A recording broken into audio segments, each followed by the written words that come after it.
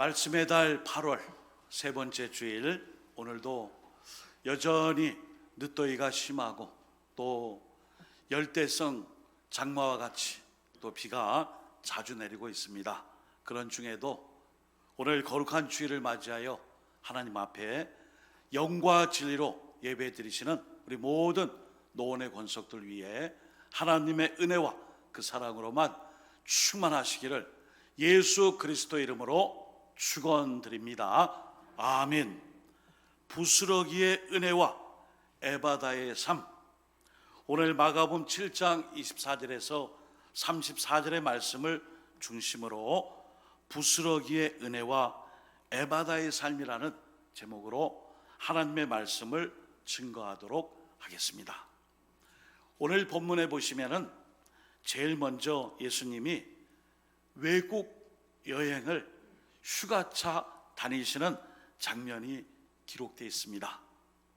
예수님은 딱 한 번 외국에 나가신 적이 있는데 바로 오늘 그 본문이 예수님의 외국에서 휴가 일정을 보내신 바로 그 말씀이에요.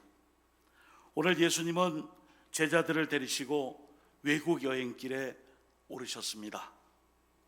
여기서 여행이라는 것은 특별히 우리나라처럼 삼면이 다 바다인 섬과 같은 나라잖아요, 우리가요, 그죠? 저 북한이 딱 우리를 막고 있기 때문에 외국을 나가려면은 어찌되었든 바다를 건너야만 일본을 가든지 중국을 가든지 해외로 여행을 갈 수 있습니다. 마찬가지로 예수님께서도 외국의 이 여행길에 오르셨는데 오늘 예수님께서는 배를 타고 바다를 건너는 해외여행은 아니었습니다.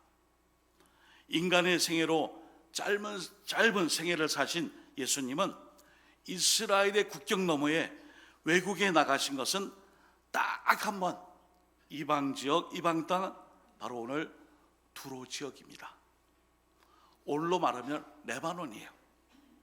여행의 목적은 쉬기 위함입니다. 저도 지난주에 휴가 일정을 잘 지내고 또 이렇게 쉼의 시간을 가졌습니다. 마찬가지로 예수님께서 오늘 이 여행은 쉼을 위한 그 휴식의 목적이 있어요. 앞으로 다가올 십자가의 구원 사역을 앞두시고 지친 이 육신의 쉼과 영의 평안한 시간을 가져야 할 필요가 있었습니다. 그래서 오늘 본문 마가복음 7장 24절 하반절에 보시면은 두로 지방으로 가서 한 집에 들어가 아무도 모르게 하시려 하나 숨길 수 없더라, 이렇게 말씀해요. 이미 소문이 두로 지방까지 다 퍼졌어요. 그러니까 쉴 수가 없는 거예요. 야, 이 마을에, 이곳에, 우리나라에 예수님이 오신단다 하면 사람들이 몰려들었죠. 이 두로 지방은 가버나움에서 북서쪽으로 약 64km, 약 160여 리에 있는 그 정도 떨어진 지역입니다.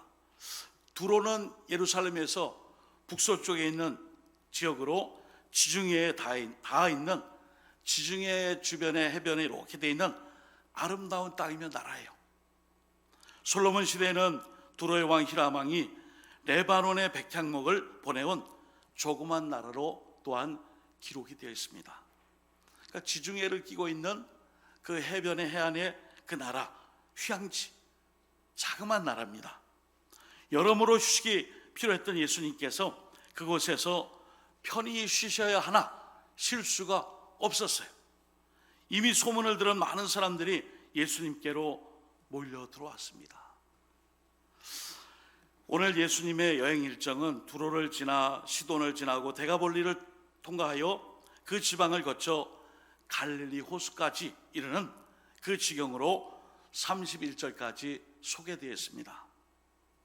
그런데 오늘 이제 두로를 떠나시면서 갈릴리 반대편 북쪽에 있는 시돈 지역으로 또한 향하시는 일정으로 오늘 말씀이 전개되고 있습니다. 자, 이제 우리가 살펴볼 말씀, 부스러기 은혜 사건의 주인공이라 할 수 있는 수로보니게 여인과의 예수님의 만남이 있습니다. 두로에서 그리스도를 찾아온 사람 중 하나가 바로 귀신 들린 딸을 둔 한 여인입니다. 이 여인은 헬라 사람이요 수로보니게 족속이라고 소개되어 있습니다. 여러분, 수로보니게는 시리아의 페니키아다 이런 뜻을 가지고 있습니다. 아프리카에 있는 리비아의 페니키아와는 좀 다르게 구별하기 위해 바로 수로보니게 이렇게 표현하는 구별된 명칭이었습니다. 그리고 페니키아 사람들은 대체로 유대인들을 싫어했어요. 증오했습니다. 유대인들 역시 페니키아 사람들을 포함한 이방인들은 멸시하여 개로 부르기를 서슴지 않았습니다. 서로 원수처럼 지내는 거예요. 지금 이 이방 여인이 자기 딸에게서 귀신을 쫓아내 주실 것을 그리스도에게 간절히 간청하고 있습니다. 평행 본문, 오늘 본문과 비슷한 마태복음 15장 22절, 우리 스크린에 있습니다. 한번 같이 읽어봅니다. 후반절 부분을 같이 읽습니다. 주 다윗의 자손이여, 여기부터요. 시작. 주 다윗의 자손이여.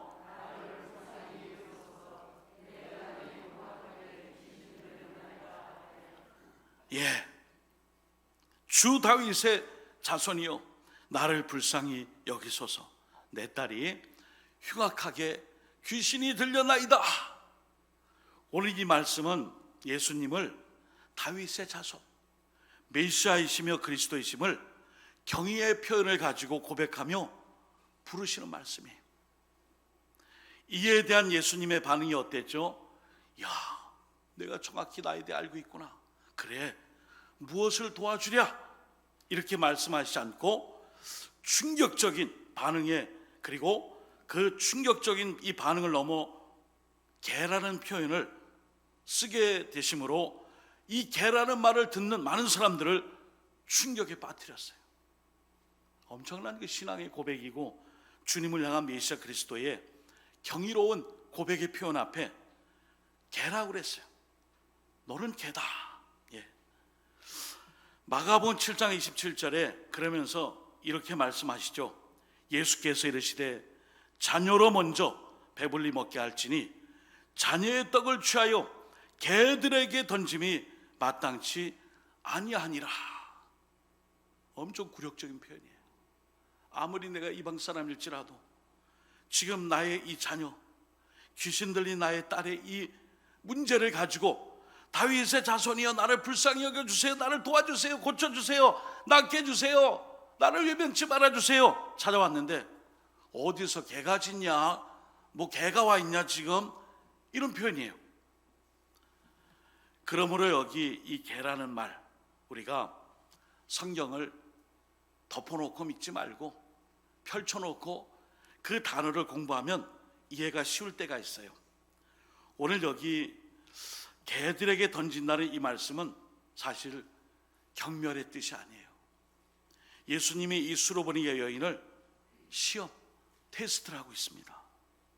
과연 이 여인이 시험을 통과할 만한 그런 진정한 믿음과 사랑을 가지고 있는가? 이 고백에 걸맞는 믿음을 가지고 있는가? 그것을 개라는 표현을 쓰고 있어요. 이 예수님께서 개라고 쓰신 표현에는 두 가지의 뜻이 있어요. 헬라어 말로 이 경멸의 뜻을 뜻하는 개, 사실 우리도 개라는 표현 별로 안 좋아하잖아요. 경멸의 뜻으로 사용하는 이 개는 좀 싸납고 크고, 또 사람에게 이렇게 기원받지 못하는 개는 헬라어로 쿠온 이렇게 불러요. 쿠온. 그리고 작은 개, 애완견, 집에서 키우는 이런 애완견을 일컬어서는 퀴나리아 이런 말을 씁니다. 오늘 예수님이 여기서 개라고 쓴 표현은 앞에 쿠온이 아닌 이 애완견, 집에서 키우는 작고 귀엽고 한 식구 같은 바로 그 개, 퀴나리아로 부르신 것입니다.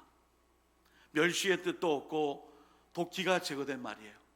그러니까 우리가 말하면은 어린아이에게 에이, 이 녀석 그렇게 말 안 들어, 밥 먹을 때 엄마가 꼭 손 씻고 밥 먹으라 그랬지, 이 녀석 그냥 손도 안 씻고 손으로 막 집어먹네, 이럴 때 표현이 뭐예요? 바로 키나리아예요. 꾸중 같지만 실제로 알고 보면 사실 애정을 담고 있어요. 애정을 담고 있어요.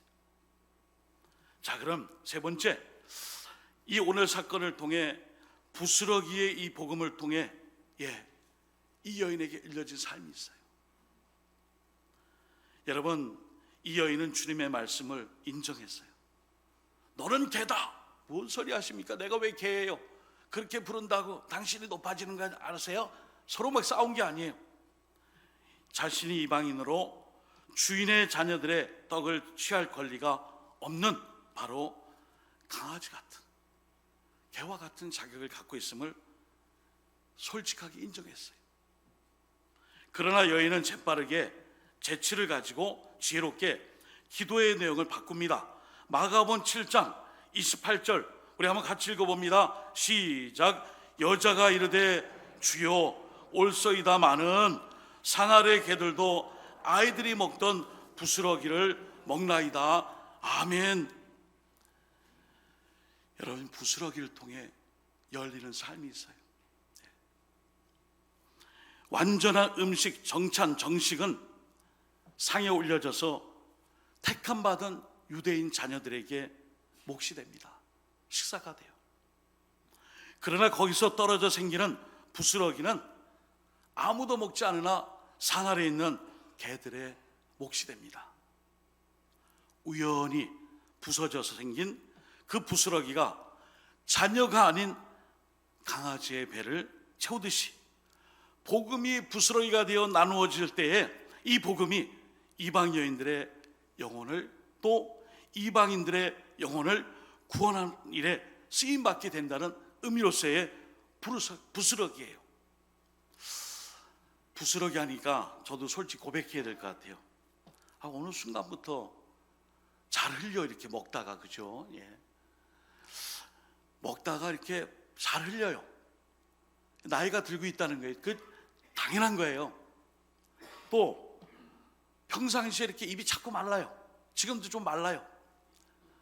어렸을 때, 젊었을 때는 할머니 할아버지가 이렇게 입이 말라서 사탕 까잡수시고, 또 입을 이렇게 뭐 이렇게 달달한 거 없는지 자꾸 찾아요. 그래서 저희 어머니도 나도 이제 7, 80이 되니까 할머니 할아버지들께서 사탕을 찾던 것을 충분히 이해한다. 가끔 여러분들 앉으신 의자에 시트를 다 이렇게 까보면요, 사탕 껍질 많이 있어요. 용서해 드릴게요. 입술도 마르고 목도 마르고 뭐 이렇게 식사할 때 이렇게 흘리는 게 많아요. 지극히 정상적인 거예요. 겉사람은 흡해질지라도 속사람은 주님의 은혜로 날마다 건강하게 될 줄 믿습니다. 아멘. 이 부스러기의 복음이 이방인들의 영혼을 구원했어요. 여기서 여인을 향한 믿음의 시험, 테스트는 끝이 났습니다. 예수님은 여인의 믿음을 칭찬하시고 그 딸을 고쳐주셨어요. 이게 바로 부스러기의 믿음, 부스러기의 신앙, 부스러기일지라도 이방인에게는 그게 정식, 정찬, 공식적인 식사보다 더 귀한 것임을 알고 이 여인이 주님께 나와 이 고백을 한 것입니다. 오늘 주님의 말씀은 마태복음의 평행본문에서는 아주 따뜻한 표현으로 기록되어 있어요. 마태복음 15장 28절 이 예수께서 대답하여 이르시되 여자여 내 믿음이 크도다. 내 소원대로 되리라 하시니 그때로부터 그의 딸이 나으니라. 아멘. 여러분, 우리의 믿음이요 크도다 이런 칭찬을 받게 된 이유가 있어요. 그 믿음이, 그 기도와 그 간구가 우리의 소원인데 그 소원대로 응답되는 것이 바로 기도의 응답이에요. 우리가 바꿔 생각하면 돼요. 내가 가지고 있는 많은 지금의 이 기도의 제목들이 응답과 축복이 된다면 기도의 제목이 많으면 많을수록, 크면 클수록 다 응답된다면 좋은 일 아니에요. 오늘 그리스도 앞에 나와 부스럭이라도 제가 집겠습니다. 담대히 말한 이 여인은 비록 이방 여인이었지만 하나님을 섬길 줄 알며 다윗의 자손 메시아를 믿고 사랑하는 사람이었습니다. 이 여인은 귀신에서 풀려 고침받고 새롭게 된 딸과 함께 잘게 부서진 부스러기의 복음의 흔적을 주우며 그리스도를 찬미했습니다. 우리가 오늘도요, 진리를 붙잡는 게 중요한 거예요. 이게 부스러기냐, 이게 큰 거냐, 작은 거냐, 물론 우리의 시각엔 이게 필요할 때 있어요. 그러나 이것이 진짜이며 복음이며 주님의 이 진수인 말씀으로 가득 차 있다면 이방인 저에게는 부스럭이라도, 저에게는 차고 넘칩니다. 이것이라도 허락해 주옵소서. 오늘 이 잘게 부서진 복음의 흔적으로 이 여인이 귀신 들린 딸을 고치고 믿음의 반열에 서게 되었습니다. 오늘도 하나님이 주시는 이 부스러기와 같은 은혜일지라도 그것을 받아들이는 그 믿음이 크고 언대하고 또 우리의 소원이 되어 응답으로 이루어지며 역사하시는 놀라운 축복이 있기를 예수님의 이름으로 축복합니다. 아멘. 마지막으로 에바다입니다. 예수님이 이제 갈릴리 호숫가까지 이르셨습니다. 데가볼리 지방을 거쳐 갈릴리 호수 구역으로 발걸음을 옮기셨어요. 호수 동쪽은 이방인 지역이에요. 역시 마찬가지로 이곳에서도 많은 사람들이 예수님의 이적과 치유와 기적의 소문을 듣고 구름대같이 몰려오는 거예요. 쉴 수가 없어요. 바로 이때에 한 장애를 가진 사람들이 데리고 옵니다. 귀와 입이 함께 막혀서 고통을 받고 있어요. 이 사람은 다 다쳤어요. 귀가 다쳤어요.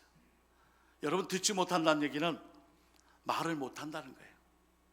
교육학적으로 어린 시절에 엄마 아빠가 젖을 물리든지 아이를 안았을 때에 엄마 아빠 이런 얘기를 많이 들려주면 아이의 귀가 터져서 이게 언어로 바뀝니다.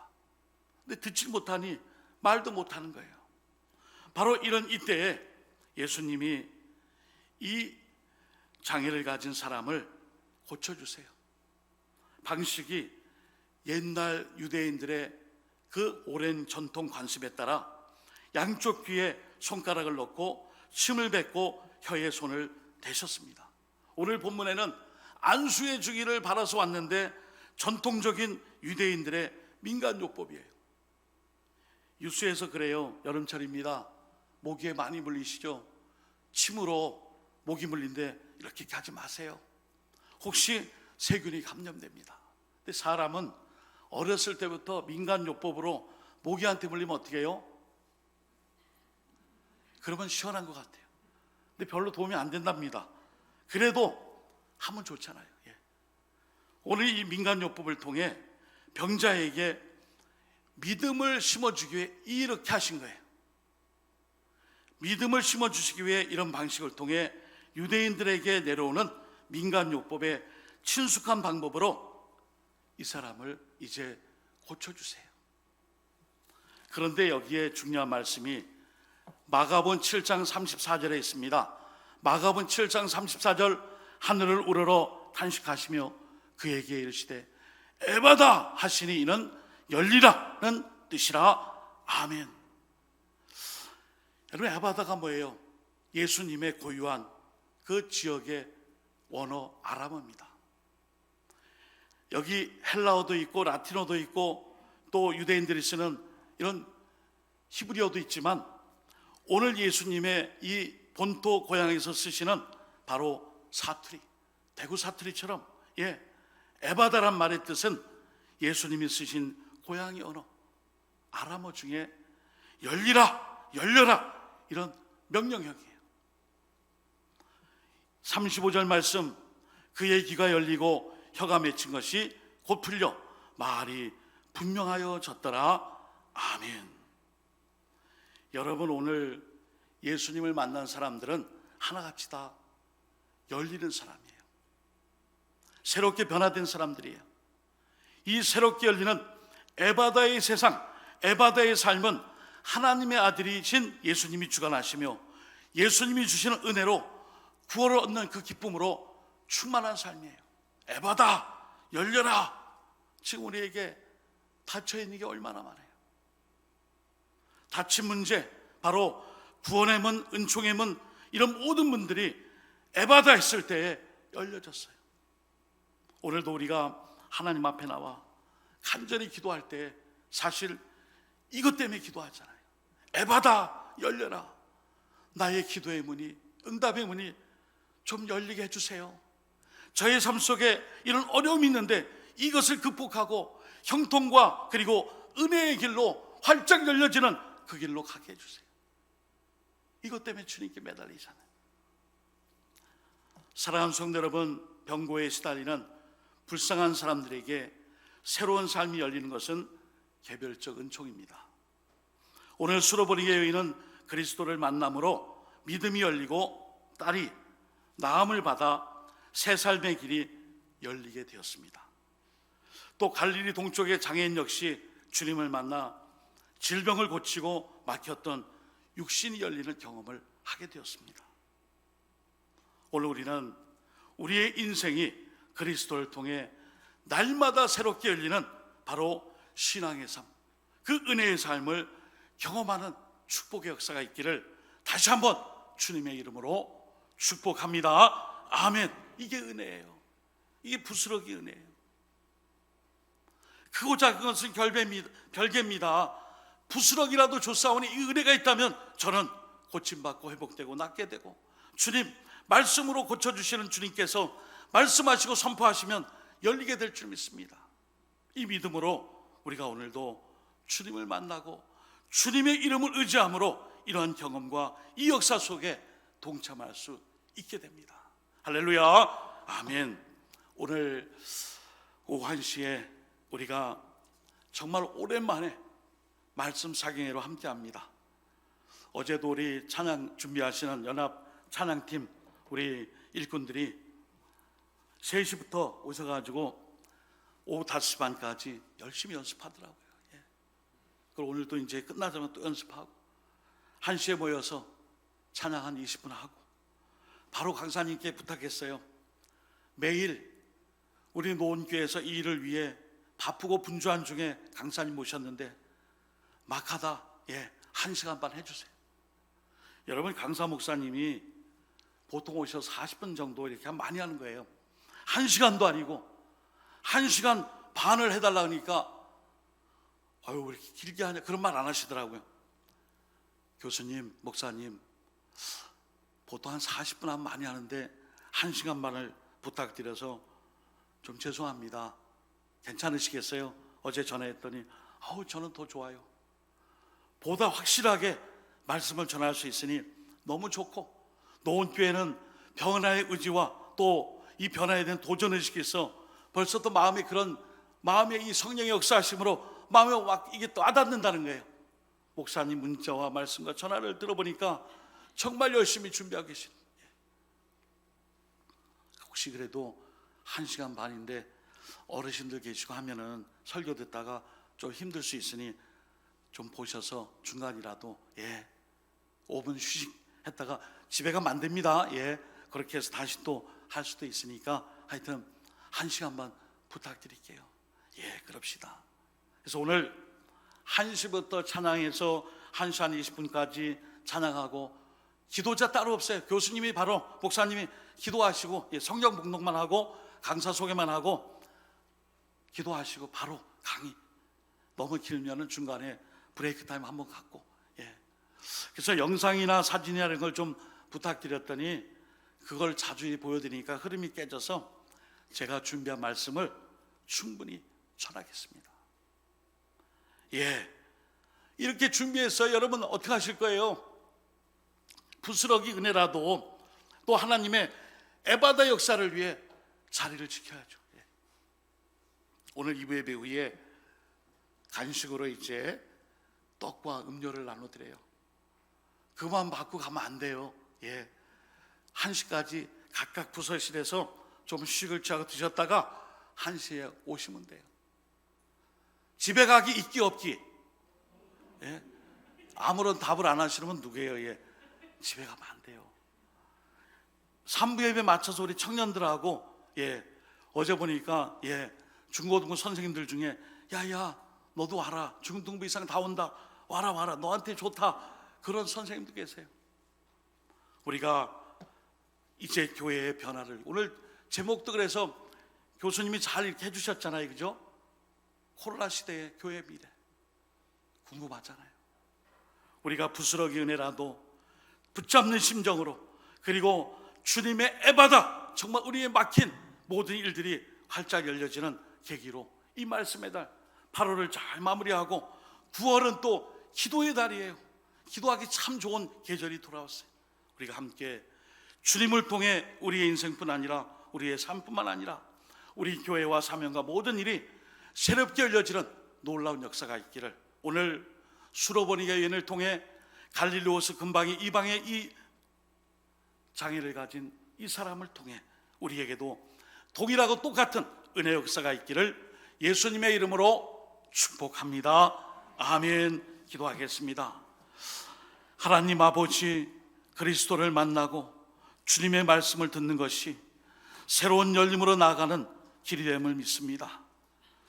정찬과 공식적인 식탁의 자리가 아닐지라도, 부스러기와 같은 은혜의 자리일지라도 하나님 그 믿음을 통해 하나님 부어주신 은혜가 더 크고 귀한 줄 알고, 오늘도 막힌 문제, 닫혀진 문제를 주님 만났더니 에바다를 통해 열려지고 이적이 나타난 것처럼 오늘 우리 모든 성도님들 속에 이 코로나 시대에 우리 교회를 위해서나 우리의 삶을 위해서나 고민하며 몸부림치는 우리 노원 성도의 모든 삶이 새롭게 열려질 수 있는 치유와 은혜 역사로 함께 하실 줄 믿고 예수 그리스도 이름으로 축복하오며 간절히 기도드립니다. 아멘.